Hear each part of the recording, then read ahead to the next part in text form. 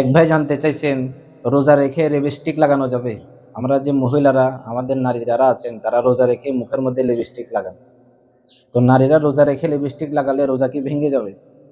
অর্থাৎ যে সমস্ত নারী রোজা রাখছে এবং মুখের মধ্যে লিপস্টিক লাগাচ্ছে, তার রোজা কি কোনো ক্ষতি হবে? তার রোজা কি ভেঙে যাবে?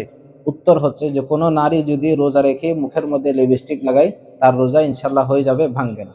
কিন্তু একটা জিনিস দেখার বিষয়, যে সময় লিপস্টিকটা লাগাইছেন, লাগানোর পরে তার মুখের মধ্যে লিপস্টিকের কোনো স্বাদ অনুভব হচ্ছে কিনা। যদি দেখেন যে মুখের মধ্যে লিপস্টিকের কোনো স্বাদ অনুভব হচ্ছে, তখন তার রোজাটা মাকরুহ হয়ে যাবে। আর যদি দেখেন যে লিপস্টিকের কোনো স্বাদ অনুভব হওয়ার পরে পরে লিপস্টিকটা নিচে, গলার নিচে দিয়ে ভিতরে চলে গেছে, তখন তার রোজাটা ভেঙে যাবে।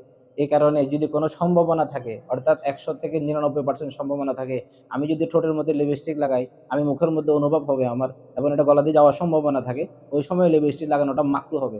আর যদি সম্ভাবনা না থাকে, অর্থাৎ মুখে ঠোঁটের মধ্যে লিপস্টিক লাগাচ্ছে, এমনভাবে লাগাইছে যে তার অনুভব হচ্ছে, সে ধারণা করছে যে আমার লিপস্টিকটা আমার মুখের মধ্যে অনুভব হবে না, এবং মুখের মধ্যে এটার স্বাদ অনুভব হবে না, এবং গলা দিয়েও যাবে না।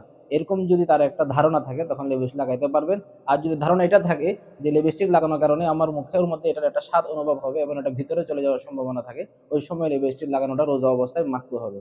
আর যদি নিচে দিক, গলা দিয়ে চলে যায়, তখন যে রোজাটা ভাঙছে, এই রোজার কারণে একটা রোজা তাকে আদায় করতে হবে, কাফফারা দিতে হবে না। লিপস্টিক লাগানোর কারণে যে রোজাটা ভাঙবে, ওই রোজার বদলে একটা রোজা আদায় করতে হবে, কাফফারা দিতে হবে না।